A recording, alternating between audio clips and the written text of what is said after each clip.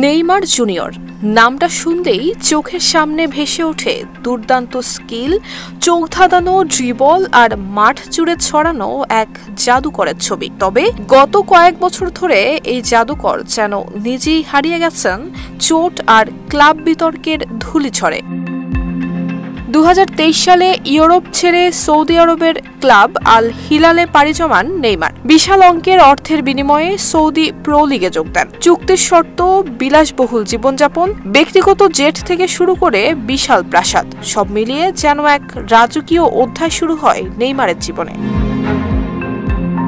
কিন্তু ইনজুরি আবারও বাধা হয়ে দাঁড়ায়। মাত্র কয়েকটি ম্যাচ খেলেই ছিটকে পড়েন মাঠ থেকে, আর তাতেই শুরু হয়েছে নতুন গুঞ্জন, নেইমার কি আবারও ফিরছেন ইউরোপে?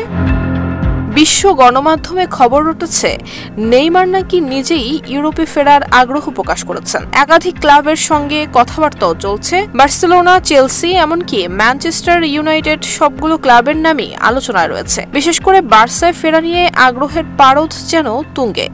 যদিও মেসি এখন আর নেই, তবুও ক্লাবের প্রতি নেইমারের এক ধরনের আবেগ রয়েছে, সেটা সবারই জানা। বয়স তার 33 ছুঁই। ইনজুরির ইতিহাসও বেশ দীর্ঘ। মাঠে ধারাবাহিকতা হারিয়েছেন বহু আগে। তাছাড়া জাতীয় দলের দিক থেকেও তার অবস্থান এখন অনেকটা প্রশ্নবিদ্ধ।